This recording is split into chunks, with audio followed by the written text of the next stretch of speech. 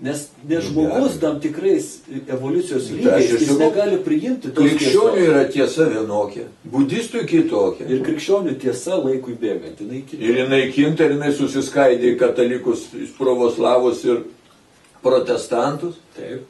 Suprantat? Bet užtat aš ir nevadinu tai tiesa. Aš vadinu va tai, ką mes dabar įvardinu. Tai yra tam tikri tie lankai bačkoms.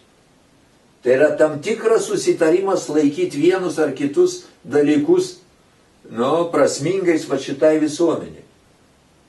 O tiesa, mano supratimu, tai yra tam tikri dėsniai, kuriuos aš užčiupiu, kurie veikia pasaulį. Ir tas dėsnis visiškai gali mums nepatikti.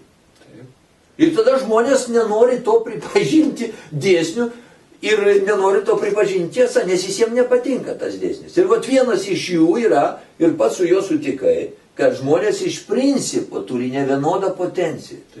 Taip.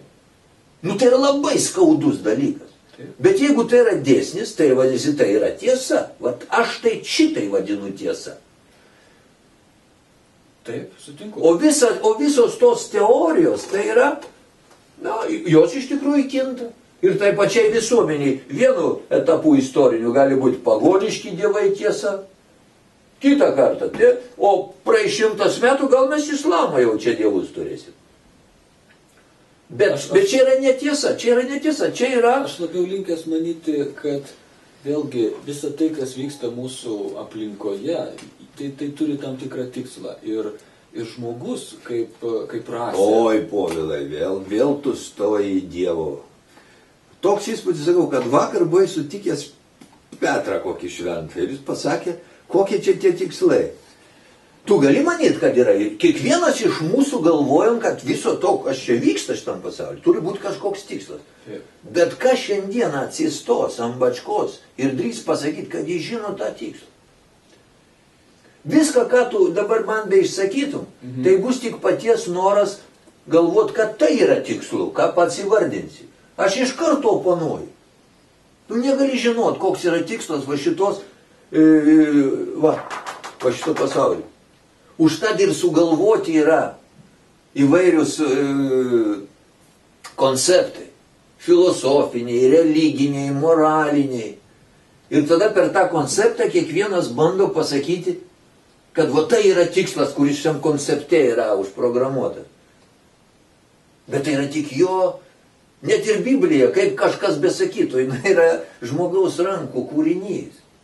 Taip.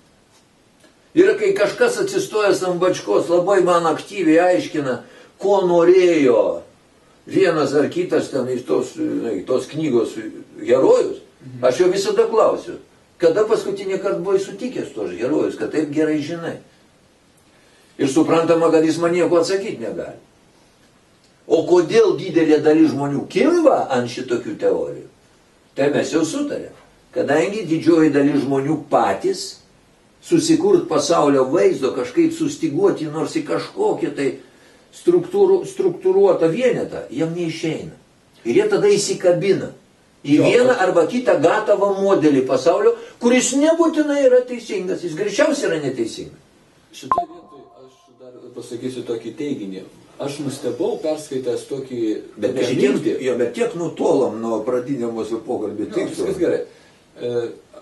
Kažkurio momentu aš perskaičiau tokią mintį, kad žmogus turi poreikį, realų poreikį, jisai turi poreikį įsikabinti į tą kažkokį tai pasaulio konceptą. Be abejo.